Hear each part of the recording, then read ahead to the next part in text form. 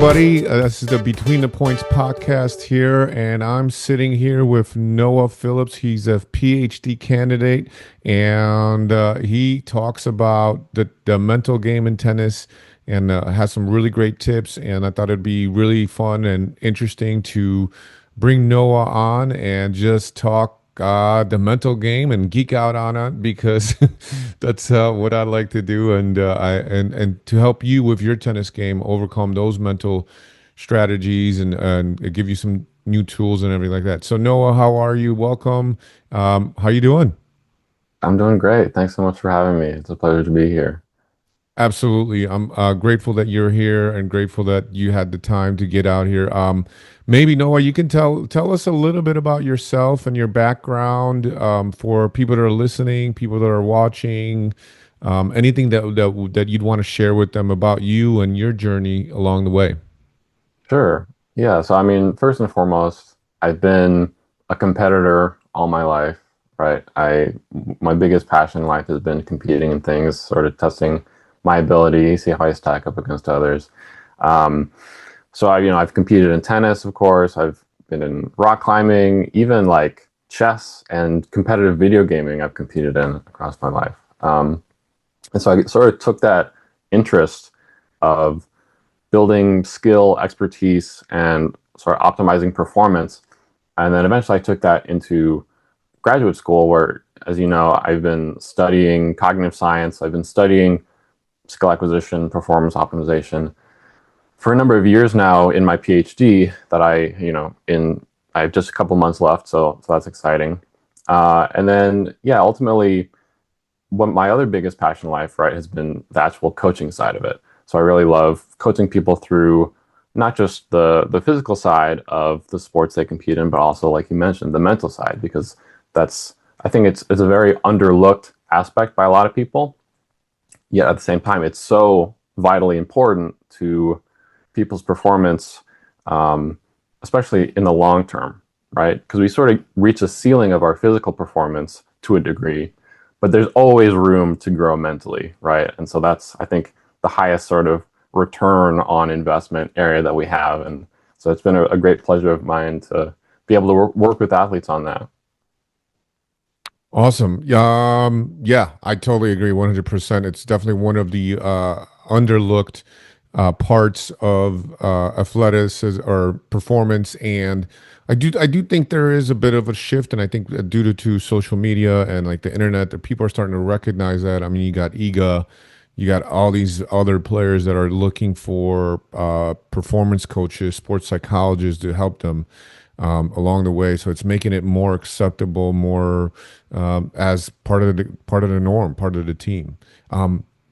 Tell me, Noah, why do people get nervous and tight on the tennis court? It's a great question. I think it all comes down to the associations that we've built up through our life, right? So I don't know if you've seen the famous experiment with babies and snakes, but basically they put babies in a room with snakes safely, and they see how the babies react to something that most people would be scared by and feel danger around. And the famous finding from this experiment was that the babies, they're not scared of the snakes because they've never learned that association between snakes and danger. And so the idea is that there's so many things, as humans, we're naturally pattern recognizers, right? And so we draw these associations, these patterns between experiences and emotional reactions. When if you sort of take a step back and analyze things maybe more logically, try and take a step back from the emotional response, you can realize that a lot of these responses aren't, you know, truly natural to the circumstance, but rather the learned association. So people, in life tend to have some bad experiences around those moments where we're feeling anxious and nervous and have to compete and maybe something goes wrong and that becomes a negative experience for us. Just like, if someone has a bad experience with a snake or even they see, on TV in a movie, snakes snakes on a plane or whatever, like they'll build that negative association between a snake and danger and anxiety. And so it's the same thing when it comes to performance, right? A lot of people, when they step up, on court to start a match, they feel those nerves, they feel that physiological reaction, right? And they interpret it in a negative way because over the course of their life, they've associated that with some negative experiences. And so one of the biggest things that I teach people on that is that you can really start to reinterpret your body's own physiological signals, not as a danger signal that something bad is happening, there's something to worry about or be anxious about, but rather your body is like, it knows it's in performance mode, right? And it has to gear up to fire on all cylinders. And so if you can start to sort of reinterpret your body's own signaling as a good thing, a thing that means you're getting ready to go rather than this fear of danger, I think that's one of the most important mindset shifts that athletes can make, is to know that, that worrying, anxiety, that's a sort of a learned association and not necessarily something inherent to competition. These feelings that we have, they're normal, they're learned. What can we do to, start changing that idea that these feelings are bad, or maybe what can we do to make them, reframe them, and believe that they're actually helping us? Definitely. Yeah. So the first step is, education, in the sense that getting the knowledge of knowing that the signals aren't necessarily bad, learning, that the about the associations, that they're not necessarily, you know, dangerous or you're worrying. I think the other critical component that I'm sure you're familiar with is to sort of help facilitate yourself to be in a more performative state. You really want to have routines built up, right? So you want to feel like things are familiar. You want to build sort of this performance routine, performance zone that you can sort of snap into, right, when you need to. And so a lot of that has to do with building those routines, and critically, you don't want to be figuring things out on the fly, right? You don't want to be in a situation where you don't know what to do.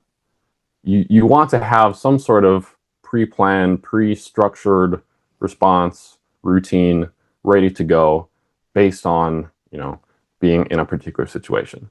So whether that's, your little routine you go through right as you're stepping up to start the match, you want to have that sort of pre-planned. Whether it's what you do when you make a mistake and you need to reset mentally, you want to have that pre-planned, stuff like that. Responding to, maybe a bad line call, or some of those things that maybe you can't control. You don't want to be figuring things out on the fly. You want to have a structured response ready to go, so you don't have to like waste brain power or effort trying to figure out what do I do in this moment. I think that can really help people, build that performance zone that they can more easily snap into when they need to. Yeah, yeah, I agree 100%. You just said something about the things that we can't control. You talk about that a lot. Mm-hmm. Can you like elaborate on that? What's the deal with like worrying about things we can't control, and what should we do differently? Yeah, that's a great question. At the heart of the human condition, right? People spend a lot of time and energy worrying about things that they can't control, and that's why, as I'm sure you know, a lot of things that we're teaching people, they go so far beyond just the tennis court, right? They're really fundamental life perspectives that can really help us in all areas. So I think it's just another reason why the things we're doing, it can be so important and so helpful for people.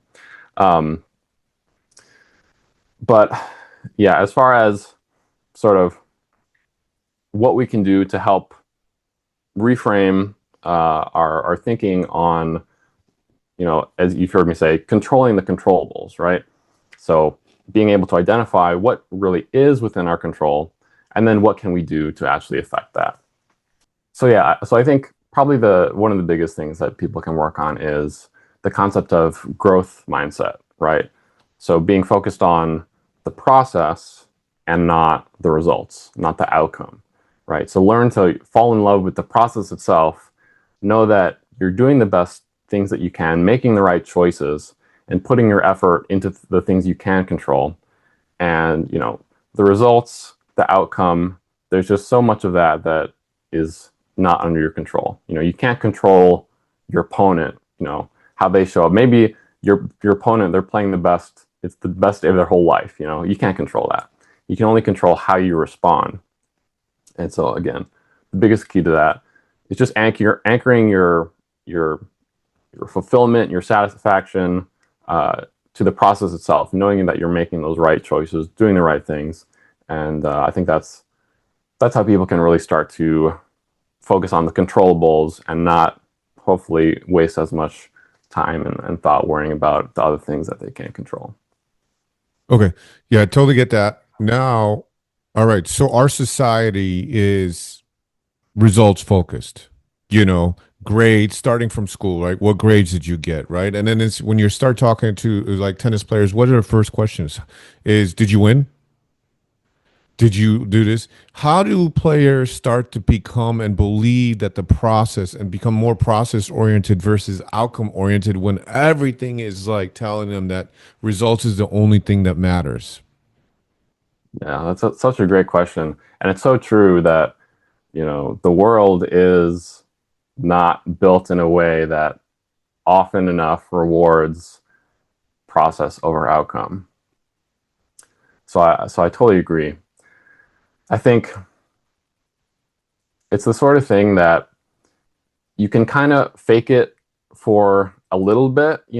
If you're solely outcome focused, you can make it for a while, but ultimately in the long term, it's always the people that really, fall in love with the journey rather than the destination that in the longest term are the ones that reach the greatest heights.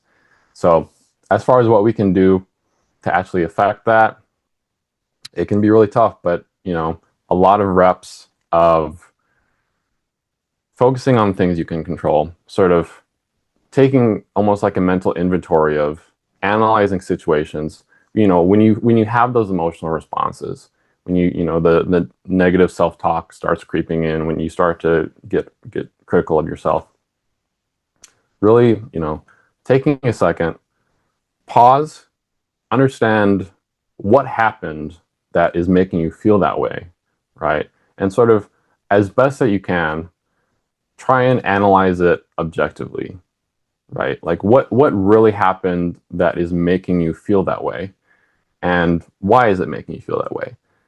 And because something that I think is also core to what I teach people is that we can't judge ourselves for the emotions that we have. Emotions are, that's what being human is, right? What we can control, controlling the controllables, is the way that those emotions cause us to respond, right? So I think it's a mistake to try and bottle up and shut down your emotions.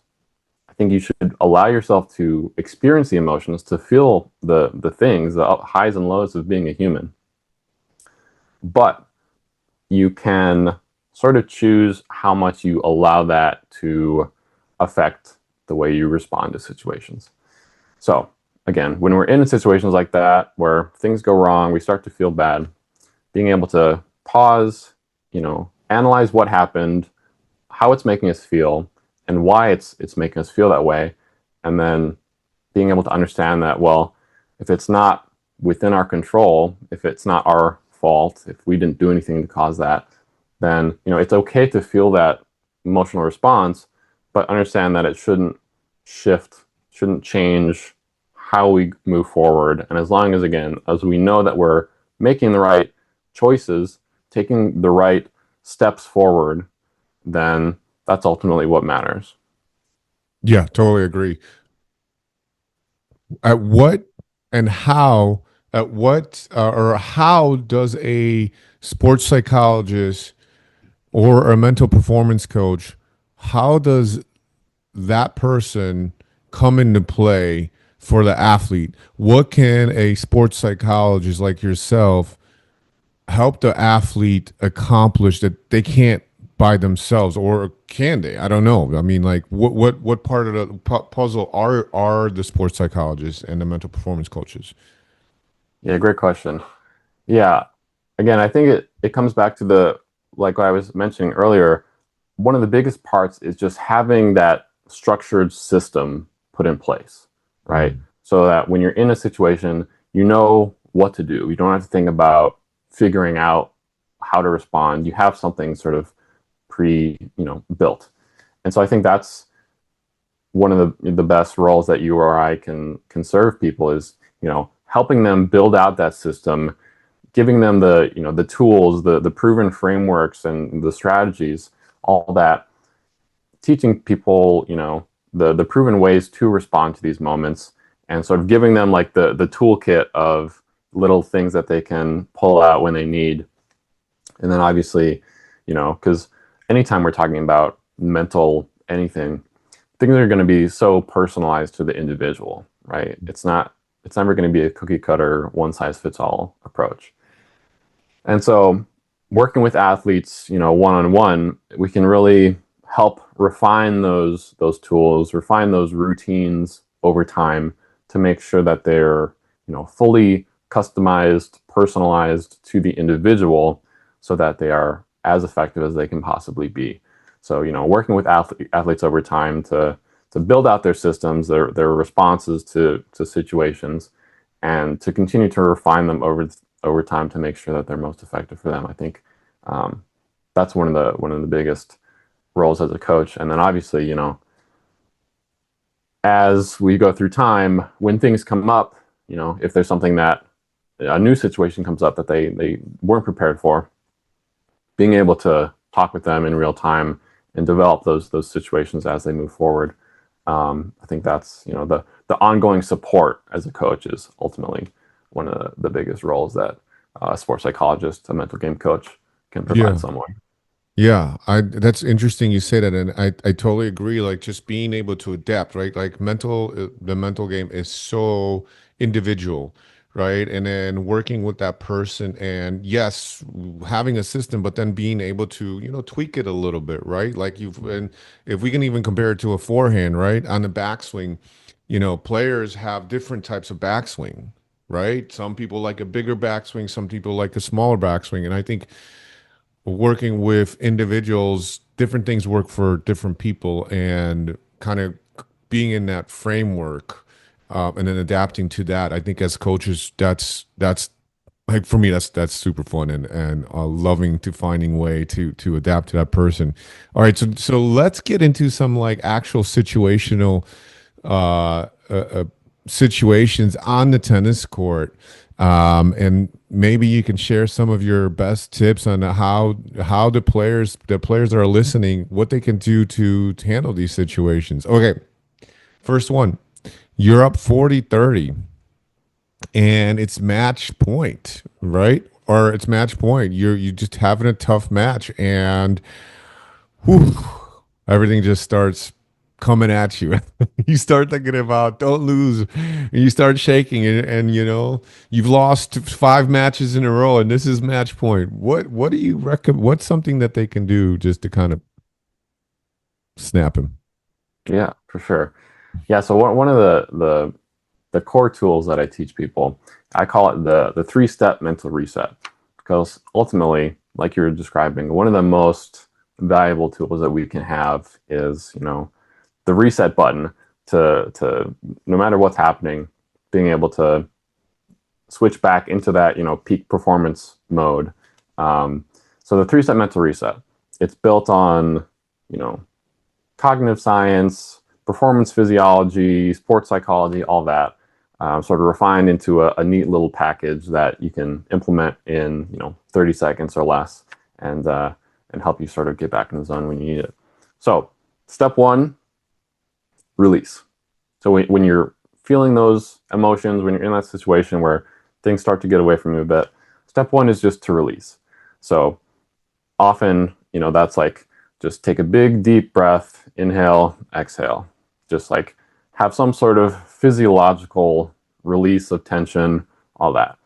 The way that I teach people, you don't have to worry too much about like, counting, the number of seconds, inhale, exhale, box breathing, all that. I think most importantly, just, take a nice deep breath. Don't think about it too much. Just have something that gets out some of that physical tension.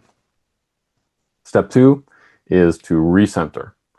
So the way that I teach people that is have, some sort of mantra or like hype phrase that, gets you back in the zone a bit. Obviously, again, this is going to be very hugely based on the individual, but some people might say, back to work. Some people might say next point. Some people might say, lock in, something like that.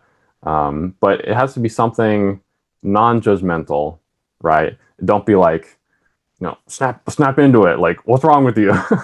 That's never a good, affirmation phrase to use. So something, neutral, and certainly also not something like you have to win this, right? Because that further, just adds pressure to yourself and is not good. So something neutral that sort of helps you stay locked in. I really like having people actually say it out loud because there's a lot of science about sort of multimodal perception where by saying something out loud, not only are you're like physically feeling yourself say it, but you're actually hearing yourself say it out loud. And so that like, multiple streams of perceptual input further helps, cement things as you're perceiving them. So that's step two, to recenter by saying your sort of reset cue. And then third is to refocus. And so that's where we pick, one target focus to think about, or even one physical sensation works well for a lot of people. So whether that is, feeling the seams on the tennis ball, just like anchor to something physical, a sensation, feeling the grip of your racket, the sensation of your feet on the ground, being able to refocus, lock into something physical, like a physical sensation, it sort of helps strike that balance between overthinking, because we don't want to be too, overthinking, overanalyzing, stuff like that. But we also can't just turn our brain off, right? We have to be in the moment. So we have to have some way to snap back to the right amount of like being on, but still being present in the moment. And so that's what I found across years is that the best way to do that is really to anchor to something physical, like a physical sensation first, and then pick that, single crucial objective, whether it's eyes on the ball or, something about your footwork. Really focus on one thing and make that your goal going to the next point. And so those three things together, the release, the recenter, the refocus, that sort of is one of those routines that you can build out for yourself, personalize it over time, and just have it in your back pocket, ready to go whenever you need it. And gives you that structure and that, the framework that's built out ready for you, that I think, especially as people continue to refine it and, make it personalized to them over time, it can really be effective for helping people snap back into performance mode and, get out of their own head and get back in the zone where their peak performance lives. Awesome. That's a great three-step process there to kind of get yourself back into that moment. I kind of like thinking because another video that you posted the whole like Medvedev smashing rackets or a bunch of videos about anger on the tennis court. Why are we getting angry on the tennis court? It's just a game. Yeah, that's another such a good question. I think ultimately it comes down to a mismatch between expectations and reality, right? There's this sort of school of philosophy that says the root of anger is optimism, right? Because if you never had any hope in things turning out well, then what would you ever be angry about, right? You know, if you expect everything to be terrible, then nothing's going to surprise you when it's not good, right? And I think it's, you know, it's an interesting perspective to think about. And what the key lesson is that when we have these expectations of ourselves that can be so high, um, when we're in a situation where the reality maybe doesn't quite meet that expectation, uh, it can have this really negative effect on us. And some people will sort of interpret that as anger. Some people will be sad. Some people will just be really anxious.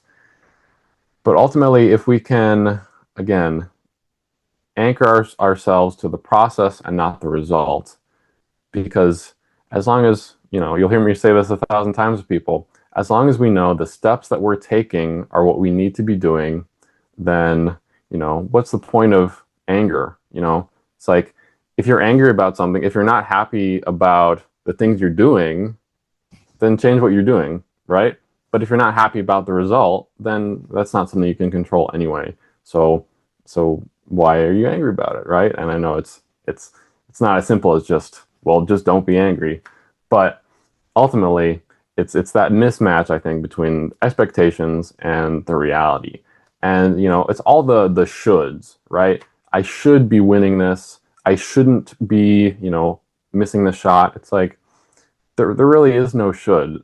There is where you are, you know, and where you can be, but the expectation that, you know, we shouldn't be missing these things, we shouldn't be making mistakes. It's like we're all human, right? You know, no matter how good you are, even the pros, like people make mistakes. That's just, you're never going to eliminate making all mistakes. So if like your primary goal for improvement is to stop making all mistakes, you know, that's not going to get you as far as you want to be. That's why it's so crucial to be able to build out those systems of being able to respond to mistakes when they happen, because they're always going to be there. We're never going to eliminate them entirely. So I think, yeah, better managing, you know, our expectations, knowing that, understanding we're human, understanding we're going to make mistakes, and that's okay. And that's why we build out these systems to help us respond. I think that's one of those things that can help people not feel angry or sad or anxious, because they sort of ground themselves back in, you know, more realistic expectations, and more importantly, give themselves the slack of just being human and understanding that we're measured not by our perfection, but our the way that we respond to things, and you know, get back up and keep fighting.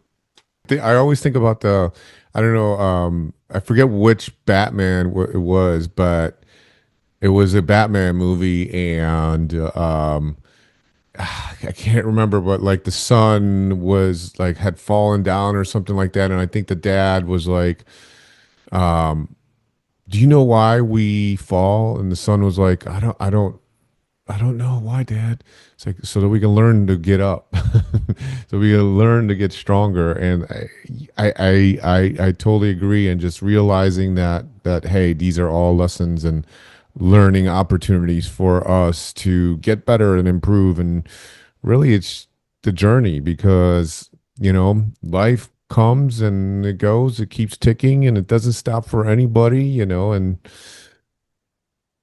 it takes time, because when you're younger, obviously you don't think that way.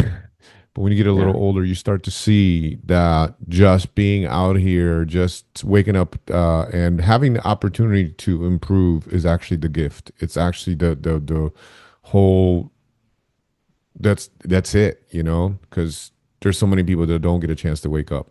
Um, all right, so what can an athlete, a tennis player, do after the match to help them uh, evaluate their match so they keep coming back and improving? That's another great question.